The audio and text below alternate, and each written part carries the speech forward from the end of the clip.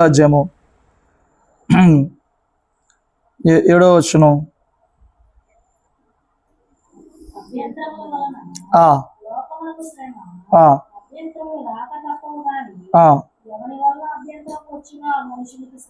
అభ్యంతరాలు రాక తప్పు కానీ ఎవరి వలన వచ్చిద్దో ఆ మనుషుని శ్రమ అన్నాడు.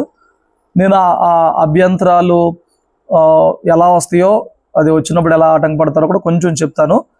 దానికంటే ముందు దానికి చివరిగా ముగింపిస్తాను. దానికంటే ముందు ఇంకా దాని కంటిన్యూషన్ ఇంకొన్ని మాటలు చెప్పచ్చు అండి. కాబట్టి నీ చెయ్యి అయినా నీ పాదమైన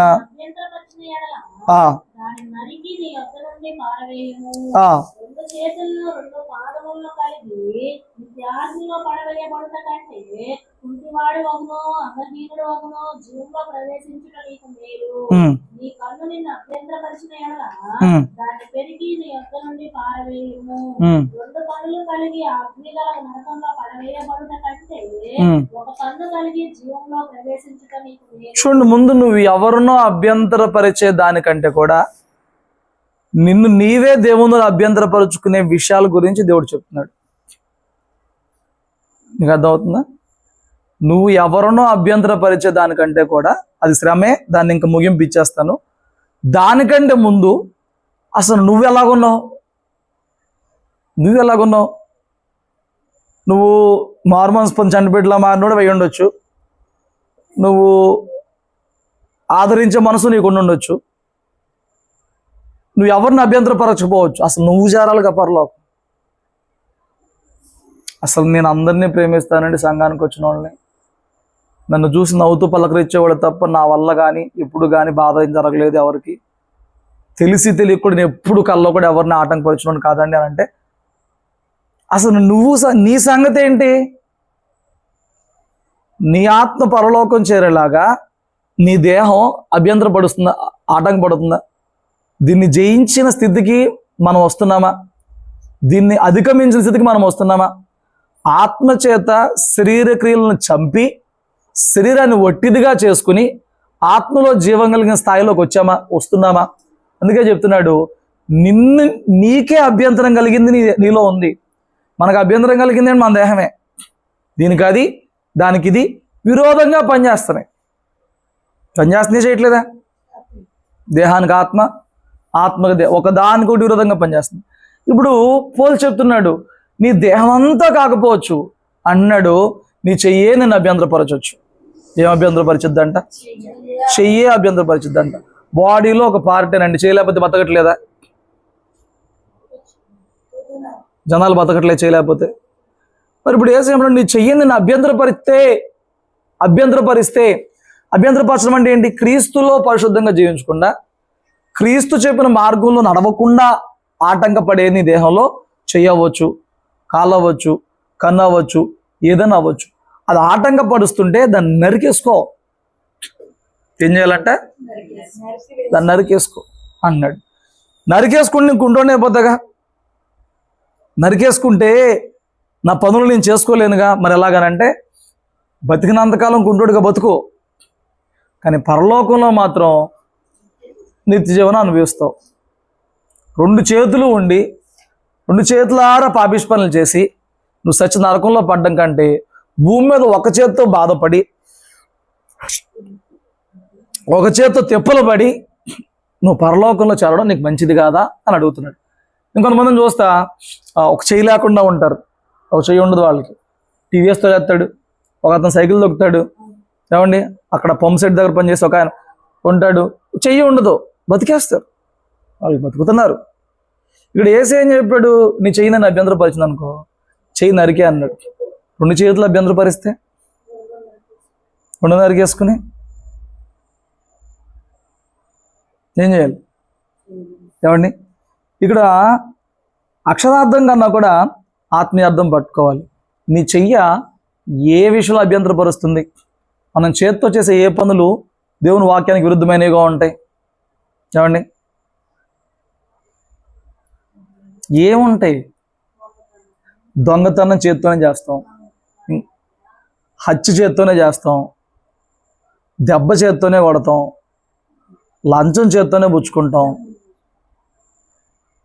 చేతులతో చేసేవేంటి? అన్నీ తింటాం, మంచి పనేగా. చేత్తో తింటాం, చేత్తో మంచిలు తాగుతాం, చేత్తో రాసుకుంటాం, చేత్తో పనులు చేసుకుంటాం, ఇవన్నీ మంచి పనులేగా.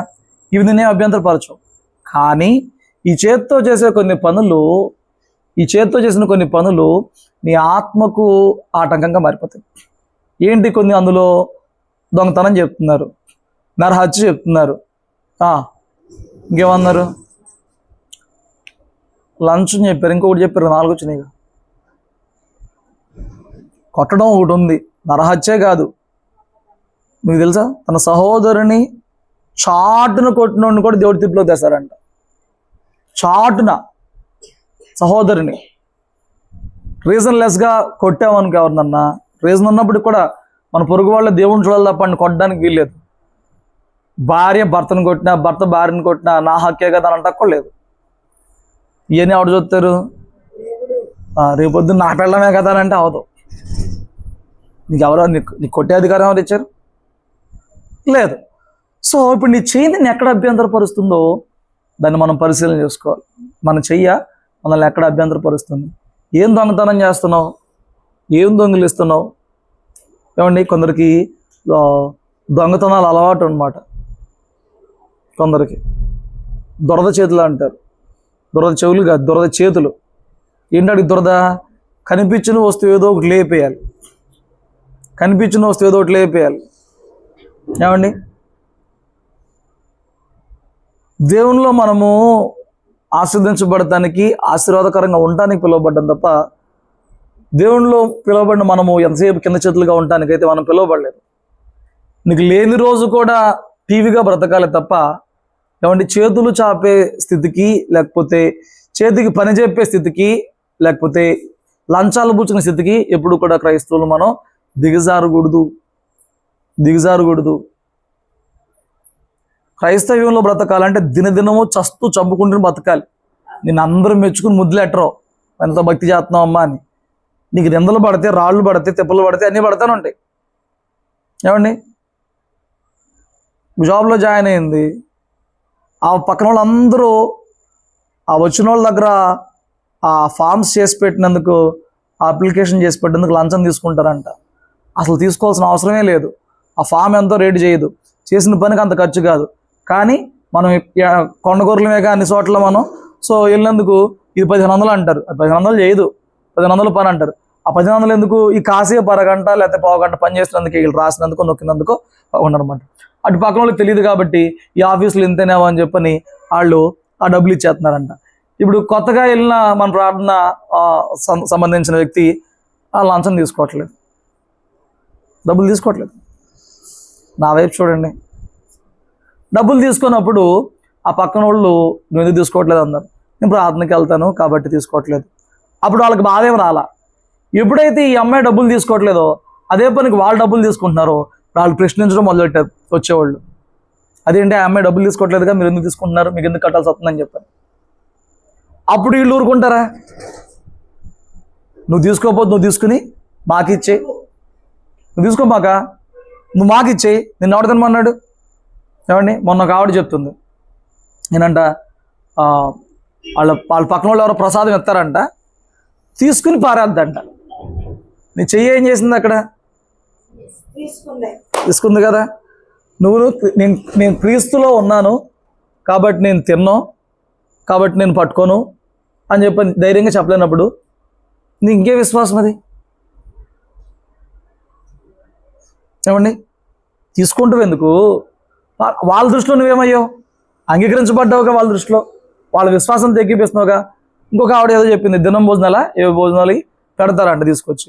చెప్పే నీకు వాటిలో ఆ భయం ఉన్నప్పుడు తీసుకుంటూ ఎందుకు, పారేత్తం ఎందుకు? తినేది కదా, ఆహారం కదా. నీ చెయ్యి ఏమవుతుంది అక్కడ? మిస్లీడ్ అవుతుంది కదా, రాంగ్ వెళ్తుంది కదా. అయితే ఇప్పుడు నువ్వు చెయ్యాల చాచినప్పుడు ఆటంకాలు వస్తాయి, అభ్యంతరాలు వస్తాయి. ఫేస్ చేయాలి. తట్టుకోలేక ఆ తల్లి జాబ్ మ్యాన్ పడేసింది. ఈ గొడవ పడతాడు, ఇటేమో దేవుడు ఊరుకోడు, అటే వీళ్ళు ఊరుకోడు, ఈ గొడవ పడతాడు అని చెప్పని జాబ్ మ్యాన్ పడేసింది. నేనేమంటానంటే, నువ్వు అలా మానగలవా?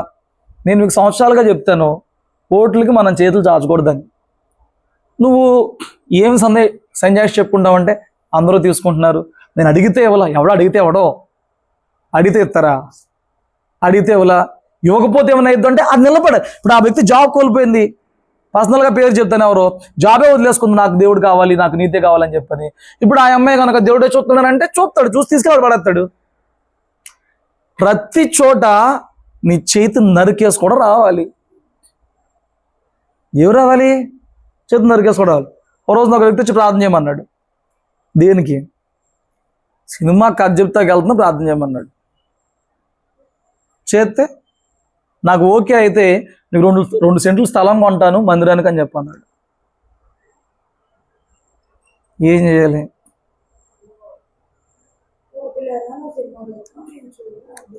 క్రైస్తవుడేం కాదు, సురేష్ వాళ్ళు చుట్టం వచ్చాడు, మా మా బామ్మర్ది ప్రార్థన చేయమన్నాడు. ఏం అవసరం ఉందని అడిగాను. అడిగితే ఇప్పుడు సురేష్ అన్న కోసం అన్న ఏం చేయాలి? మళ్ళీ చేయకూడదు అంటావు? చెయ్యాలి కదా. సరే, విశ్వాస పెట్ట ఉందని సరే, నేను ప్రార్థన చేస్తాను దేవుడి చెత్తం, మేమైతే వాటికి సపోర్ట్ ఇవ్వం, నువ్వు అడిగావు కదా, చూద్దాం చేద్దాం. ప్రార్థన చేసి అసలైన చెప్పా, నేను హృదయపూర్వకంగా ప్రార్థన చేయలేదు, ఈ ఇల్లే పని వర్కౌట్ అవ్వదు, వర్కౌట్ అయినా ఈయన ఇచ్చేది నాకేమీ అక్కర్లేదు. ఇప్పుడు ప్రార్థన చేయమన్నాడు, అతని విశ్వాసం అట్లా ఉంది. ఇప్పుడు అదే మాట నువ్వు అడిగితే బుద్ధి లేదా? దేనికోసం ప్రార్థన చేయమన్నావు? చెప్పగలం. ఇంకొక చెప్పలేదు. ఇప్పుడు నేను ఇంకో దగ్గర అన్నా, 2 సెంట్లు ఎవడకు కావాలి, 2 ఎకరాలు ఎవడకు కావాలి? నువ్వు మారు మనసు పొంది హృదయంలో చోటు అది కదా కావాల్సింది. 2 సెంట్లు సంపాదించడం తేలిక, నువ్వు ఒక ఆత్మ సంపాదించాలి అంటే అది కదా కావాలి, ఎవడకు కావాలి అని చెప్పారంటే ఆ పక్కన వ్యక్తి ఆశ్చర్యపోయింది. 2 సెంట్లు స్థలం వచ్చిందంటే, దేవుని మందిరానికి ఉపయోగపడిద్దానంటే ఏమండి? ఉపయోగపడదు. అలా అడ్డదడ్డంగా వచ్చే వాటికి చేయి చాపకూడదు. కాబట్టి ఇక్కడ సేవకుడైన విశ్వాసైన తన చెయ్యి, తన చేతులు, తన చేష్టలు ఎలాగున్నాయో మనము చూసుకోవాల్సిందే. అవి ఎప్పుడైనా నేను అభ్యంతరపరిచినాయి అంటే నరికేసుకోవాలి. నువ్వు సాకులు చెబితే త్వరలోకి వెళ్ళవు. నువ్వు సాకులు చెప్పి నాకు తప్పేదేముందండి, మరి ఇదిగో మరి అందరూ 10 రూపాయలు వడ్డీ ఇస్తున్నారు, మేము కనీసం 5 రూపాయలు అంటున్నారు. ఒకళ్ళు అయితే వచ్చి 5 రూపాయలు వడ్డీ అంట. విజయవాడలో 10 రూపాయలు వడ్డీలు తీసుకుంటే మేము ఇంకా 5 రూపాయలు రండి అంటున్నారు. ఇంకోళ్ళు వచ్చి మేము 3 రూపాయలు రండి అంటున్నారు. ఒకరోజు వాక్యం చెప్పా, మా దగ్గర ఇంకా రూపాయి వడ్డీకి ఇచ్చేవాళ్ళు ఉన్నారు. ఏమన్నా బాబు అని అంటే మాకు దేవుడు అంటే భయం, మరి అది కూడా లేకపోతే మేము ఇబ్బంది పడతాం కాబట్టి రూపాయి తీసుకుంటున్నాం అన్నారు. ఇది దమ్ము ధైర్యం ఉంటే 2 రూపాయలు దాటి ఇవ్వకుండా ఇవ్వగలిగితే ఇవ్వు. ఏంటిది? 2 రూపాయలు దాటి ఇవ్వకుండా ఉండగలిగితే ఇవ్వు. అది కూడా నాకు ఆ డబ్బులు కావాలి అని అంటే, లేదా ఊరికే ఇవ్వు, అది నీకు ఆశీర్వాదం ఉంటుందని చెప్తే మొఖాలన్నీ కూడా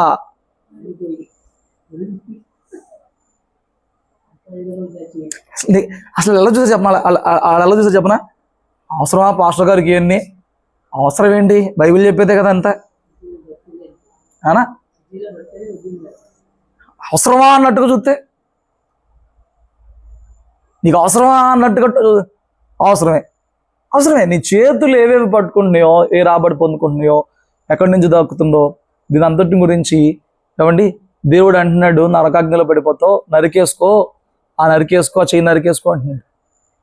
స్తోత్రం చెప్పు. మారతారనే గ్యారెంటీతో ఏం కాదు, చెప్పాలి. నేర్పించకపోతే మా తప్పు, ఏమండి అది కర్మ. బోధించకపోతే మా తప్పు, చెప్పించకపోతే మా తప్పు. బోరోదరం కావలవాడి పని. జాగ్రత్త పడతారా పడరా అనేది పని. దేవుడు ఏం చెప్పాడు? నేను కావాలవాడిగా నియమించా, శత్రువత్వం చూస్తే నువ్వు బోరోదాలి. ఊదినా వాడు ప్రాణం కోల్పోయాడు అంటే ఆయన లెక్క అడుగుతా, నువ్వు ఓదపో దీన్ని లెక్క అడుగుతా. నీగా భయపడేదానికంటే నీ మొహం మాడిపోయిందని ఆయన జవాబు చెప్పాలిగా. చెప్పని కాడి నుంచి లోపల పిండెత్తాడుగా. సో నీ చేతులు చూసుకో, నీ కాళ్ళు అంటే నీ నడవడికి చూసుకో, ఏమండి నీ నడత ఎలాగుందో చూసుకో. హృదయంలో తొలగిపోతారు కొందరు, దేవునితో నడుస్తున్నావు అనుకుంటారు. నీ నడత ఎలాగుందో చూడు. వాళ్ళు అప్పుడు దాకా దేవునితో నడిచారు, ఇస్కరియోతు యోధ హృదయంలో తప్పిపోయాడు. భౌతికంగా దేవునితో నడిచారు, హృదయంలో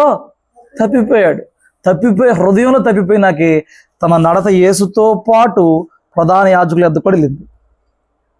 నీ నడత చెడిందని అంటే నువ్వు ముందు హృదయంలో చెడిపోతావు. హృదయంలో నడత చెడిందనంటే, హృదయంలో వెంబడించడం చెడిందంటే నువ్వు మందిరానికి నడుస్తావు, వేటి దగ్గర నడవకూడదు అక్కడ కూడా నడుస్తావు. వేటి దగ్గరికి వెళ్ళకూడదు, వేటిలో పాల్గొనకూడదు, వేటిని ఆశ్రయించకూడదు, వాటికి కూడా వెళతావు. మొన్న ఒకళ్ళు చెప్తున్నారు, పేర్లు చెప్పేస్తే గొడవలు అయిపోతాయి కాబట్టి చెప్పలేము. ప్రార్థన వాళ్ళేనంట, ఏమండి ఏదో తేడా వచ్చేటప్పటికి అసలు జాతకాలు ఏమై ఉన్నాయో చూద్దామని జాతకాల మీద పడ్డారంట. అవడానికి ప్రార్థన వాళ్ళేనంట. ప్రార్థనే, పెద్ద సంఘమే, పెద్దోళ్ళే, గొప్పోళ్ళే, అంత బాగుంది. వీళ్ళు గొప్ప చెప్పరు. మా పాస్టర్ గారు గొప్ప చెప్పనా, మా సంఘం ఎంతమందో చెప్పనా, మాకు ఎంతమంది విశ్వాసాలు చెప్పనా, భోజనాలు పెడితే ఎన్నోతి చెప్పను. ఇవన్నీ నిన్ను పరలోకం తీసుకెళ్తాయా? ఎప్పుడు మారుతారో తెలియదు. ఈ సేవకులు అన్నట్ట బ్రెయిన్ వాష్ చేస్తారన్నమాట. మనకేంటి, మన సంఘానికి ఏంటి, మన తోపుతురుమని చెప్తూ ఉంటారన్నమాట. వీళ్ళు ఏ మైండ్లో పెట్టుకుంటారు తప్ప నేనేంటి, నా నడత ఏంటి, నా భక్తి ఏంటి అని చూసుకోరు. ఏమండి, హృదయంలో నువ్వు నడవడం తప్పిపోతే ఈ నడత కూడా ఇప్పుడు ఎవరి దగ్గరికి వెళ్ళారు? ఏమండి, ఎవరి దగ్గర? జాతకాలంట. క్రైస్తవుడిగా నువ్వు మారి పరలోకం కోసం భక్తి చేయాలంటే అన్నీ నరికేసుకోవాలి, అన్నీ చంపేసుకోవాలి. లేకపోతే నువ్వు నరకాగ్నిలో పడడం అనేది, తప్పించబడతాం అనేది జరగదు. సో నువ్వు కట్టుకుంటే ఎదురుడికి ఆటంకం లేకుండా ఉంటావు. పొరుగుడిని అభ్యంతరపరచొద్దానంటే ముందు నువ్వు కట్టుకోవాలి. అందుకే ఇక్కడ ఆ విషయం నిలిచాడు. నువ్వు కట్టుకోవాలి. నీ చేత, నీ నడత బాగుండాలి. ఏమండి, కాలు లేకపోయినా పర్లేదంట, చేయలేకపోయినా పర్లేదంట, నువ్వు నిత్య జీవంలో ఉంటే దేవుని టార్గెట్ అంట. స్తోత్రం చెప్పు. తర్వాత అన్నాడు, నీ కన్ను లేకపోయినా బాధ అన్నాడు. అసలు ముందే కనిపెట్టాల్సిందేమో నాకు తెలీదు. ఎందుకు? దేహానికి దీపమే కన్ను అన్నాడు. దేహానికి దీపం ఏంటంట? ఇది తేటగా ఉంటే అంత తేటగా ఉండేదంట. ఇది తేడా వచ్చినప్పుడు ఏమన్నాడు? పీకేసుకోమంటున్నాడు. ఏం చేయాలంట? చూడండి, ఆదికాండం 3వ అధ్యాయంలో 6వ వచనం.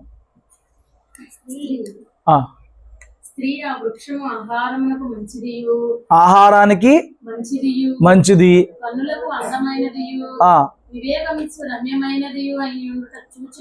ఇప్పుడు ఆవిడ కంటికి ఆ పొన్ను ఎలా కనపడిందంట?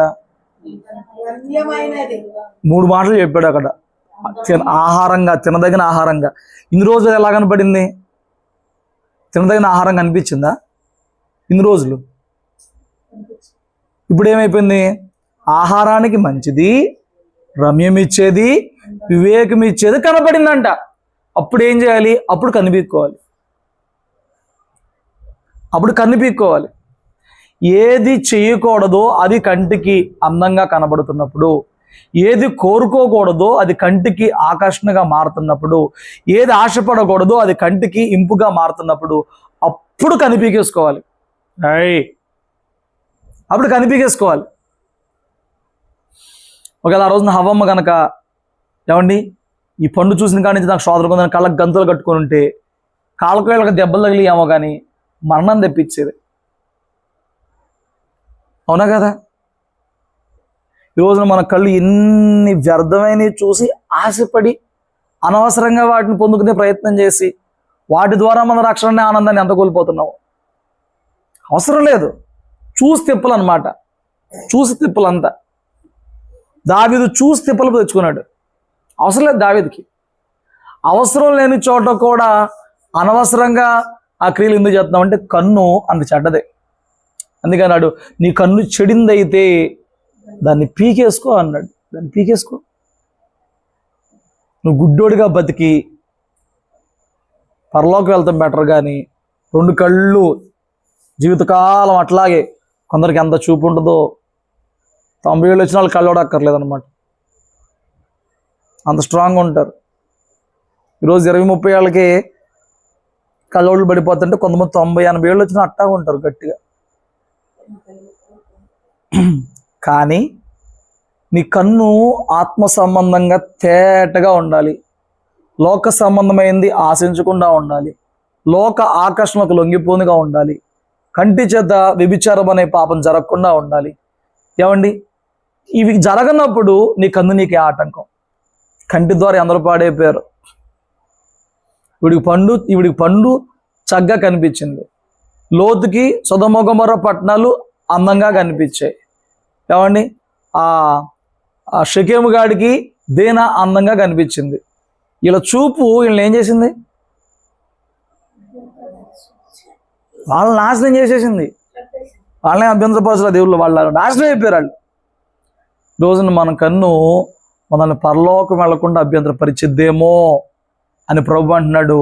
నీ చేతిని, నీ కంటిని, నీ కాలుని అభ్యంతరపరిచేలాగుంటే నరికేసుకో. ముందు మనం అభ్యంతరం కానప్పుడు ఆల్మోస్ట్ పొరుగుడు కూడా అభ్యంతరంగా ఉన్నాం. 50+ నువ్వు నీ ఆత్మను అభ్యంతరకరంగా జీవించినట్లయితే తెలియకుండానే ఎంతో మాదిరి ఇచ్చేస్తూ ఉంటావు. కాబట్టి నువ్వు ఎవరిని ఇండైరెక్ట్గా పాడు చేయవు, ఇండైరెక్ట్గా మోటివేట్ చేయవు. ఏంటమ్మా ఒకళ్ళు బొర్రలు గోక్కుంటారు, ఒకళ్ళు అటు చూస్తారు. ఏం మేడమ్మా ఎప్పుడుకొని వెళ్ళి చర్చికి వచ్చినప్పుడు బుక్స్ తెచ్చారా? తీసుకెళ్ళి కాల్లో పడేస్తాం. ఇంకోసారి చర్చికి ప్రార్థన చేసుకుంటా రావాలి. బుక్స్ ఏంటి? బుక్స్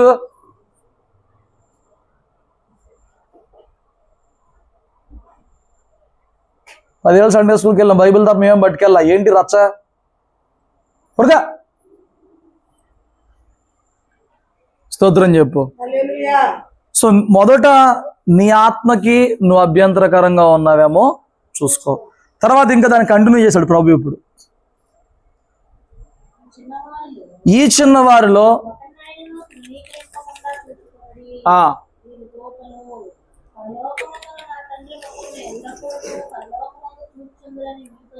ఇప్పుడు నిన్ను నువ్వు అభ్యంతరపరచుకోవద్దు. ఈ చిన్నవారిలో ఒక్కడైనా తృణీకరింపకుండా చూసుకో. ఎందుకంటే వీరి దూతలు పరలోకంలో ఉన్న దేవుని సముఖం ఎల్లప్పుడూ చూస్తున్నారు. నిన్ను నువ్వు కాపాడుకో. పొరుగుని తృణీకరించొద్దు. తృణీకరించడం అంటే ఏంటి? సాధారణంగా మనం ఏం చెప్తాం? ఎవరినన్నా తక్కువ చేసి మాట్లాడేటప్పుడు, మనం తక్కువ చేశారన్నప్పుడు కూరలో కరివేపాకులు తీసేస్తారండి అని అంటాం. అంటే ఏంటి? లెక్కలేదండి. నీకు ఎవరన్నా అంటే లెక్క లేకుండా ఉన్నావు సంఘంలో. ఒక ఆత్మ గురించే కానీ, మందిరానికి వచ్చే ఆత్మ గురించే కానీ, మానేసిన ఆత్మ గురించే కానీ, వస్తున్న ఆత్మ గురించే కానీ లెక్క లేకుండా ఉన్నావా? అంటే ఏంటంట, ఎవడంట, ఏం చేస్తారంట, తీసేస్తున్నావా? తృణీకృతం ఏంటి? తీసేస్తున్నాయి. చూసుకోండి, జాగ్రత్త అంటున్నాడు. డైరెక్ట్గా జరగవండి ఇవన్నీ. డైరెక్ట్గా మొహం మీద జరగవు ఇవన్నీ. ఇండైరెక్ట్గా ఉంటాయి, హృదయంలో ఉంటాయి. ప్రియారిటీస్ వచ్చినప్పుడు ఉంటాయి. ఒకళ్ళకి హెచ్చించి ఒకళ్ళు తగ్గెత్తినప్పుడు వస్తాయి. ఒకళ్ళకి పని చెప్పి వాళ్ళకి పని చెప్పినప్పుడు వస్తాయి. డైరెక్ట్గా ఏం రావు. చూడండి, ఈ చిన్నవారిలో ఒక్కడిని తృణీకరింపకుండా చూసుకోండి. వీరు దూతలు పరలోకులు ఎప్పుడు లెక్క చెప్తూ ఉంటారు. 10వ వాడు బాధపడుతున్నాడు అయ్యా అని చెప్పాను. చూడండి ఇప్పుడు ఏం చెప్తున్నాడు ఇంకా 11వ వచనం నుంచి. మీకేం తోచింది? ఒక మనిషికి ఏంటంట?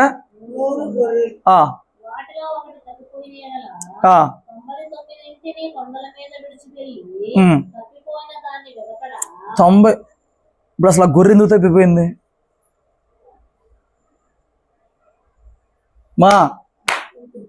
అక్కడ లేదు, అక్కడ లేదు. మీరు చెప్పండి ఆన్సర్.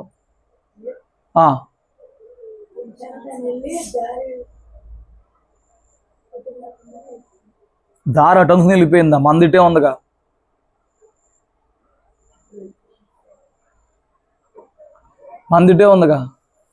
ఇక్కడ ఏసే చెప్తున్న మాట ఏంటంటే మీరు తృణీకరించొద్దు. 99 ఎక్కువ, 1 ఎక్కువ. ఇప్పుడు 99 ఏమనుకుంటే ఒకదాని గురించి లెక్కలేదు. మాకు 99 మేము ఎంతమంది ఉన్నాం ఏంటండి, పోనేయండి. ఇప్పుడు ఏసేమంటున్నాడు, ఆ పోయిందే నాకు కావాలి. ఎందుకు పోయింది? 99 చేర్చుకోకపోతే 1 ఎక్కడ ఉంటుంది? మ్యాథ్ ఏంటంటే తోసేస్తే ఒకటి ఎక్కడ ఉంటుంది? వెళ్ళేటప్పుడు పిలవకపోతే కలుపుకోకపోతే ఒకటి ఎక్కడ ఉంటుంది? ఈ మ్యాథ్కి వెళ్తున్నాయి అనుకో, ఇది ఇది ఇది మ్యాథ్ ఉంది అనుకో, అవి వెనకబడిపోతుంది, పిలుద్దామని అది లేకపోతే పిలవకపోతే ఇదేం చేస్తుంది? నేను అంటున్నాను, నీకు తెలియలేగా, నీకు తెలియకుండా నువ్వు ఒకళ్ళ ఆటంకపరుస్తావు. దాన్ని దాకా వెళ్ళకూడదంటే ముందు నిన్ను నువ్వు ఆటంకపరుచుకొని నీకు నువ్వు అభ్యంతరం కాని భక్తి చేసే వ్యక్తిగా ఉండాలి. 2, నువ్వు నువ్వు జాగ్రత్త పడాలి.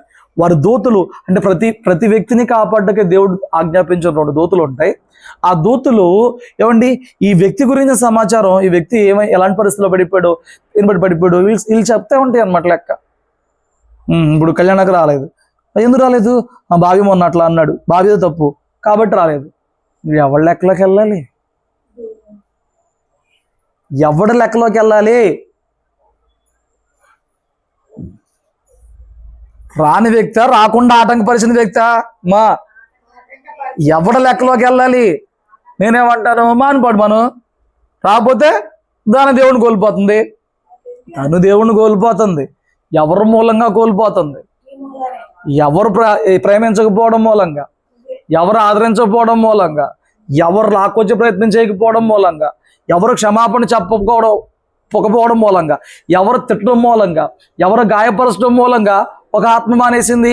దానికి లెక్క ఎవడు చెప్పుకోవాలి? నేనేనా?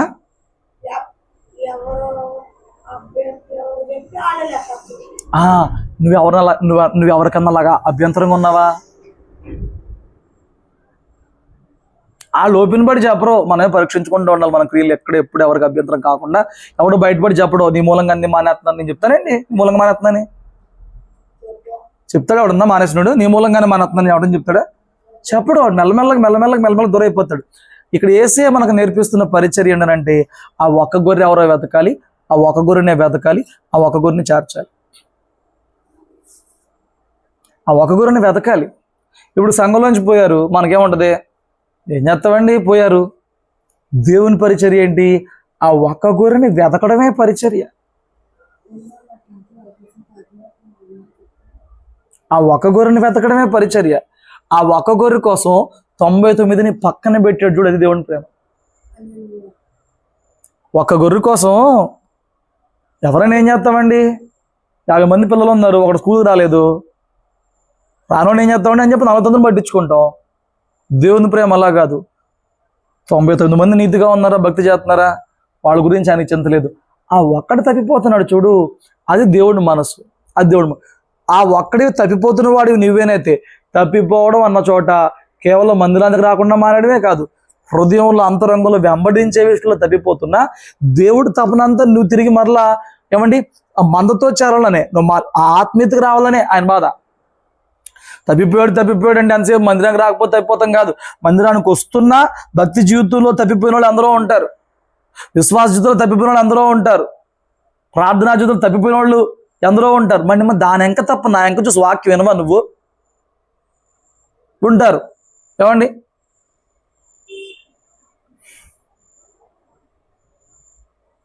అలాంటి వారి గురించి ఆయన యొక్క వేదన వెతుకుతున్నాడు.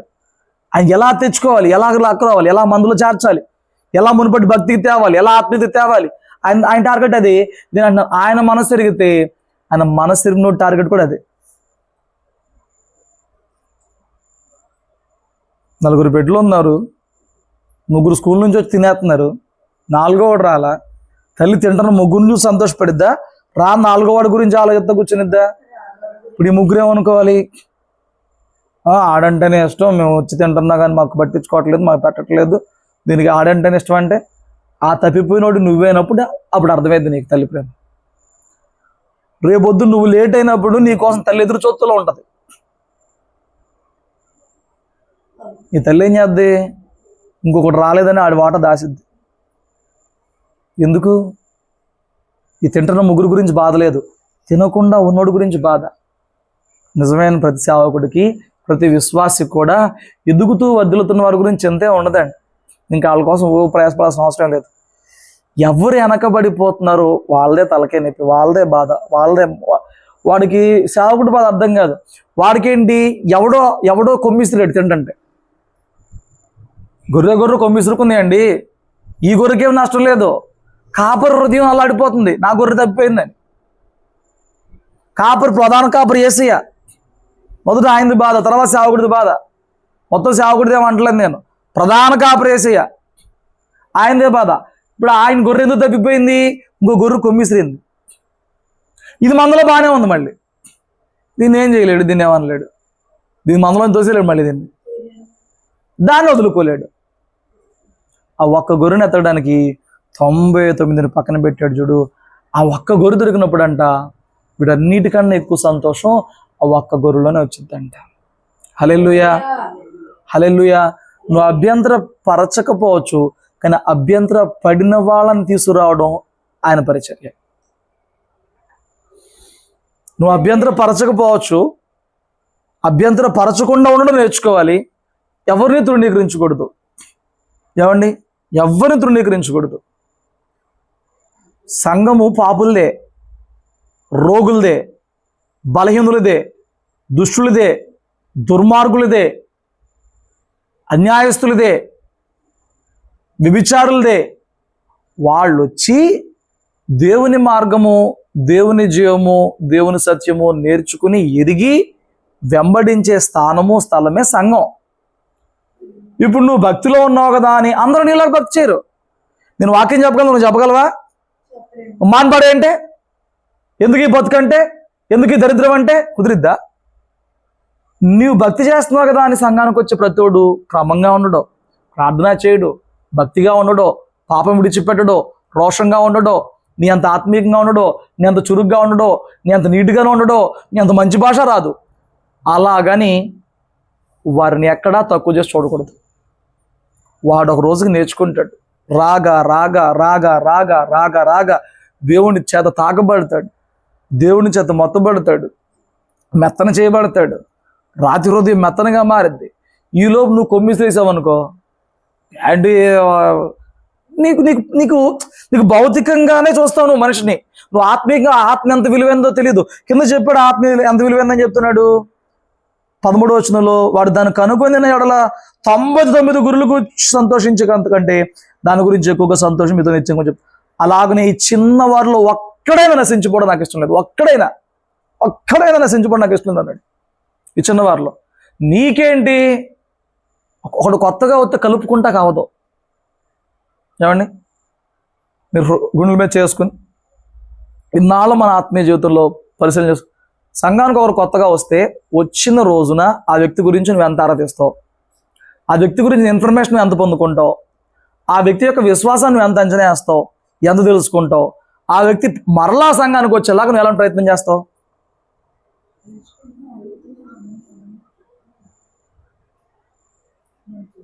నీకు నువ్వు ఆన్సర్ చెప్పు. ఎవడన్నా కొత్తోడు వస్తే వాళ్ళు ఎవరా అంటారు అడిగితే ఏమో, ఈ సమాధానం నాకు ఎప్పుడు చెప్పలేదా? ఏమో మొన్న వీళ్ళ మరదలు అంట వచ్చింది. అయ్యగారు వచ్చారు కాబట్టి ప్రార్థన చేయించారు, నేను ప్రార్థన చేయట్లే. ఆ రోజు నేను ప్రార్థన చేయకపోతే, అయ్యగారు రాకపోతే ఇప్పుడు వచ్చిన మనిషి ఎవరో నాకు ఎక్కడ తెలిసిద్ది?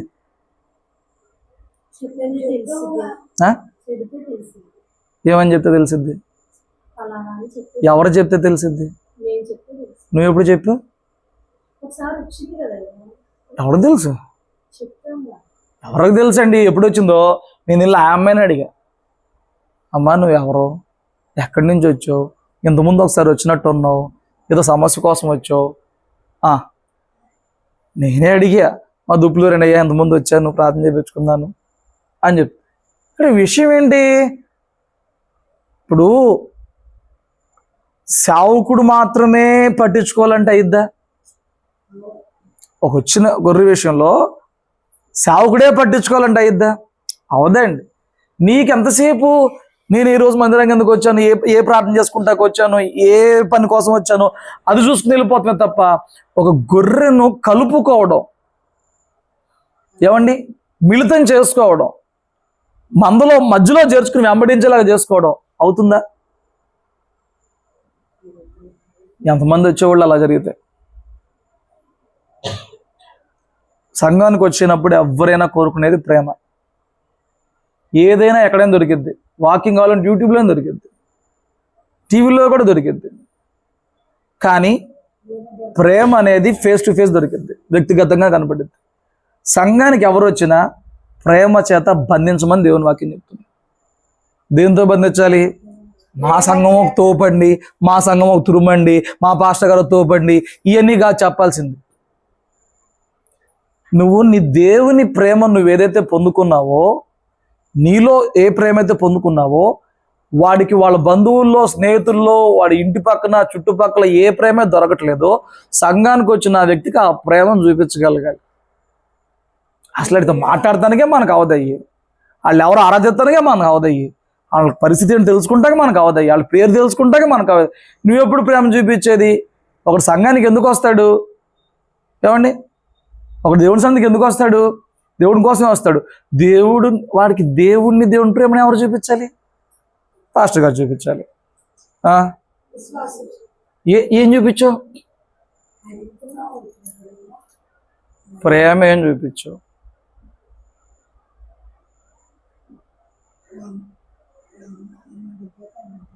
ప్రేమ ఏం చూపించావు?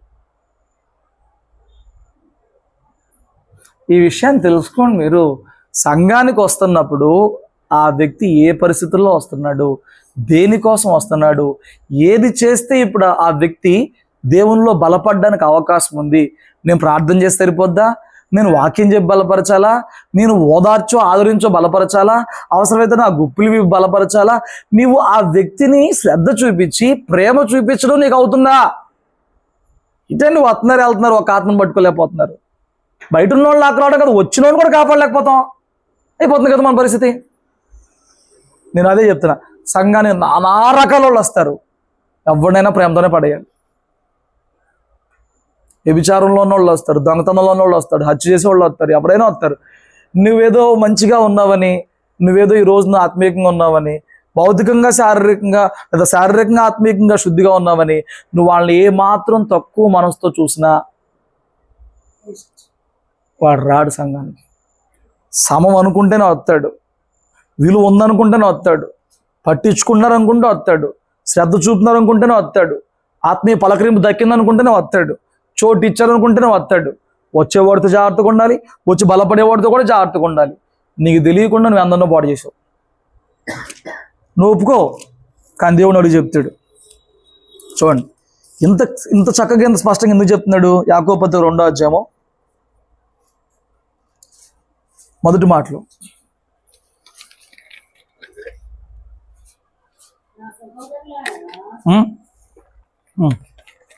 నా సహోదరులారా,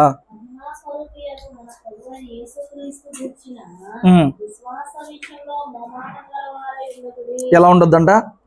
మొహమాటం వద్దు, మొహమాటాలు వద్దు. మీ కొండ బద్దలు కొడితే నొప్పి వచ్చేది కానీ దేవుడు నాకు మొహమాటాలు వద్దు అంటున్నాడు.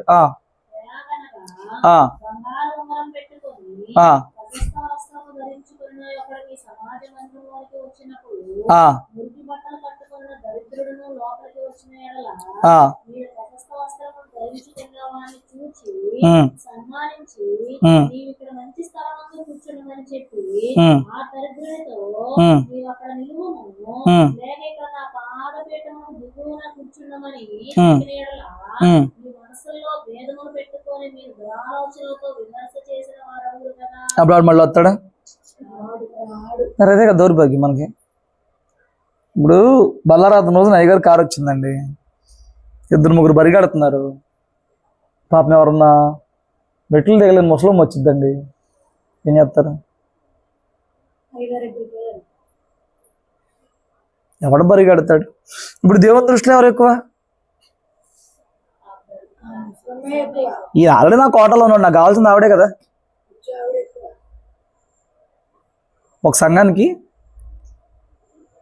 కొత్తగా ఒక ఆవిడ వెళ్ళబోతే ఆ పాస్టర్ గారు కట్టించారు కట్టదంట, ఒక్కొక్క చీర 10,000 అంట. విశ్వాసులు కూడా పాస్టర్ గారిని ఫాలో అవుతున్నారంట. ఎంత బెస్ట్గా అలంకరించుకున్న వాళ్ళంటే అంత బెస్ట్గా అలంకరించి వెళ్తానంట. ఈ కొత్తగా వెళ్ళింది చూడు, ఆవిడ పాపం తికాణం లేని మనిషి అంట. ఆవిడ అమ్మో, ఈ సేవకురాలు ఏంటి, ఈ సంఘం ఏంటి, ఈ మెయింటెనెన్స్ ఏంటి, నా వల్ల కాదు బాబు అని మానేసిందంట. ఇప్పుడు ఆ మానేసిన ఆత్మకు లెక్క ఎవరు? నేను అందుకే చెప్తా, సంఘానికి వచ్చేటప్పుడు వస్త్రధారణ పొదిగ్గా ఉండాలి, అలంకరణ లేకుండా ఉంటేనే మంచిది. నువ్వు ఫంక్షన్లకి పెళ్ళిళ్ళకి వెళ్తే అసలు నాకు అనవసరం, నువ్వు ఏం చేస్తావు. సంఘానికి వచ్చేటప్పుడు ధనవంతుడు ఒకేలా కనబడాలి, దరిద్రుడు ఒకేలా కనబడాలి. వాడు ఆడికి వచ్చి కూర్చున్నప్పుడు అందరూ నా రీతిలోనే ఉన్నారు అని కలవగలిగినంత సౌకర్యం వాడికి మనం ఇవ్వగలగాలి. డబ్బున్నోడిని చూసి ఒక రకంగా, డబ్బు లేనోడిని చూసి ఒక రకంగా. ఒక ఆయన చెప్తాడు, అయ్యా పలానా సంఘం ఉంది, పలానా సంఘంలో పాస్టర్ గారు ఉన్నారు, పలానా పాస్టర్ గారు అయితే రిక్షా తొక్కునేవాడిని యావండి అని అంటాడు, గవర్నమెంట్ ఆఫీస్ పనిచేసేవాడిని యావండి అని అంటాడు. ఈ యావండి అని ఆరా అంటే మనసులో భేదములు పెట్టుకున్నారంటాడు. చూడు ఏంటి భేదం? డబ్బు భేదం. ఇప్పుడు ఉన్నవాడు ఒకలాగా, లేనోడు ఒకలా, భేదం. ఇంకొస్తాడు మందిరానికి రాడు. నేను అన్నా, తెలియక సేవకులే కానీ, తెలియక విశ్వాసులే కానీ ఎవండి ఎన్నో రకాలుగా పొరుగువాడిని ఆటంకపరిచేస్తున్నారు. ఒక మందలో మరొక గొర్రెకి ఆటంకం అయిపోతున్నారు, అభ్యంతరం అయిపోతున్నారు. తెలుసుగా తెలియకే వాళ్ళు భౌతికంగా మనతో పాటు కూర్చున్నగలిగి ఏకీభించి అంగీకరించగలిగిన వాతావరణం వాళ్ళకి ఇవ్వాలి. కానీ వారికన్నా పరిశుద్ధతలు ఎక్కువగా మనం కనిపించాలి. వాళ్ళకి మనం సమానంగా భౌతికంగా కనబడాలి, పరిశుద్ధతలో మాత్రం వాళ్ళు సవాల్ చేయబడిన రీతిగా వీళ్ళు నాలాంటి వారే, నాతోటి వారే, నా వల్లే ఉన్నారు. కానీ ఇంత భక్తి పౌరుషం ఎట్లా చేస్తున్నారు? భక్తి పౌరుషం అని అంటే వాడిని అసహించుకునేలా కాదు, నీలో ఫైర్ ఆడు కనపడాలి అంతే. అర్థమైందా? నీలో ఫైర్ ఆడు కనపడాలి. స్తోత్రం చెప్పండి, హల్లెలూయా. నేను అంటున్నాను, సంఘంలో ఎవరన్నా తెలియక ఏదన్నా విషయంలో పొరపడుతుంటే వాళ్ళకి చెప్పడం నీకు రావాలి, వాళ్ళకి నేర్పించడం నీకు రావాలి. సేవకులంగా వాక్యం చెప్పినప్పుడు అరుస్తాం, బాగానే ఉంది. తోటి విశ్వాసంతో నువ్వు వాళ్ళ అరిత్త పనేద్దా? ఇక్కడ గద్దించడం, ఖండించడం, తప్పుదిద్దడం, ఇక్కడ అన్ని పనులు ఉంటాయి కాబట్టి నానా రకాల ఎమోషన్లో మేము ఉంటాం. మా భాష కలుగుతుంది కదా అని చెప్పని సంఘానికి కొత్తగా ఒక మనిషి వచ్చింది అనుకో, మనిషి వచ్చింది, ఇప్పుడు నేను వాక్యం చెప్పేసి బయటికి వెళ్ళా, గబాలను వచ్చి ఇక్కడ సాపేస్తున్నాను పడుకుందాం కదా అని చెప్పని అటు చెప్పాలి.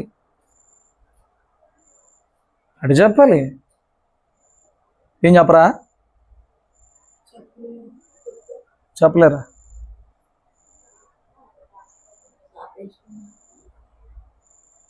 ఏదోడు చెప్పాలి కదా. అమ్మా నువ్వు కొత్తగా వచ్చావు, నీకు తెలియదు. చెప్పే విధానం బట్టి ఉంటుంది. ఆ చెప్పే విధానంలో కొంచెం హట్ అయినా మానేస్తారు, మళ్ళీ దానికి ఎవరికి చెప్పాలి. అందుకే నువ్వు జాగ్రత్తగా చూసుకోవాలి. అభ్యంతరపరిచే విషయాల్లో అమ్మా వాళ్ళకు కూడా అర్థం చేసుకునే మనసు ఉండాలా. వాళ్ళకి అర్థం చేసుకోరు, వాళ్ళకు నువ్వు చెప్పగలిగిన స్థితిలో చెప్పాలి. మా ఇంటి అక్కడ వేసుకున్నావు, అది ఎక్కడ చోట్లే అంటే అయిపోయింది కోటం. ఏంటి నువ్వు వీళ్ళు చడ వేసుకున్నావు, ఎవరు చెప్పినాడు పడుకోమని నీకు అంటే అయిపోయేవే. ఎలా చెప్పాలి? అమ్మా పడుకుంటానికే కదా, మరి అక్కడైతే రోజు ఆయన పడుకుంటారు, బాగోదు, అక్కడ కొంచెం ఇట్రా, నేను ప్లేస్ ఇస్తా. అక్కడ మనము వచ్చిన వ్యక్తిని భక్తిలోనికి మార్చడానికి ఈ ఆచార సంబంధం ఉన్నాయే వాటిని వాళ్ళ మీద వాళ్ళకి నొప్పి పుట్టించేలా కాదు, కానీ వాళ్ళకి అర్థమయ్యేలాగా నేర్పించగలగాలి. ఏ మాత్రం వాళ్ళని మనము ఏమంటే తప్పుగా కొంచెం హ్యాండిల్ చేసినా, ఏ మాత్రం వాళ్ళని సున్నితంగా కాకుండా హార్డ్గా హ్యాండిల్ చేసినా, వాళ్ళ హృదయానికి ఏ మాత్రం గాయం కలిగి రాలేకపోయినా, చిన్న విషయం అనుకున్నా రెండు ఆత్మలు సంపాదించడం, కాపాడుకోవడం అంటే మీకేం తెలుస్తుంది ఈ గొడవ అంతా? మీకు ఎంతసేపు మేము వచ్చాము, మా కోసం మీ ప్రార్థన తెలిపోయాము. ఒక ఆత్మ ఎన్ని రకాలుగా ఆటంకపడుతుందో తెలుసుకుంటే బుర్రపోతుంది. దీనికి కూడా మానేస్తారా? దీనికి కూడా ఆటంకమేనా? దీనికి కూడా నొప్పి పడుతుందా? ఏమండి, పొరుగోడుతో ఉండడం తెలియట్లేదుగా. ఇంత ప్రయాసపడి, ఇంత మోకాళ్ళు వేసి, ఇంత ఉపవాసం, ఇంత కన్నీరు కాచి, ఇంత బోధ చెప్పినా పక్కనోడు ఏదో నొప్పి పుట్టించాడంటే ఆ మాటకు మానేస్తున్నారు. రక్తం కాచిన వాడికే కానీ ప్రయాసపడితే సేవకుడు ఎంత నొప్పి వచ్చిద్దండి. నువ్వు ఎదిగి 10 మందిని బట్టరా వచ్చేవాడిని ఉండవు. ఏంటది? స్తోత్రం చెప్పు. అంటున్నాదని కాదు, నేను మనం నిజంగా తినందారులు వెళ్తే మరి సంఘం ఏది? మీరు నిజంగా భక్తి మార్గంలోనే ఉంటే, మీరు నిజంగా ఆత్మలు కాపాడుకునే ప్రయాసంలోనే ఉంటే, మీరు నిజంగా వచ్చిన ఆత్మని ప్రేమతో బంధించే ప్రయత్నాల్లోనే ఉంటే ఏరి. నేను నీకు తెలియకే నువ్వు ఎన్నో ఆటంకాలుగా మారుంటావు. జాగ్రత్త. నీకు తెలియకే, నాకు తెలియకే, మనకు తెలియకే కనీసం ఇప్పుడున్న వాటి విషయంలో పశ్చాత్తపడి ప్రభు సహాయం పొందుకుంటే ఇప్పుడైనా ప్రభు మనకు జ్ఞానం ఇస్తాడు.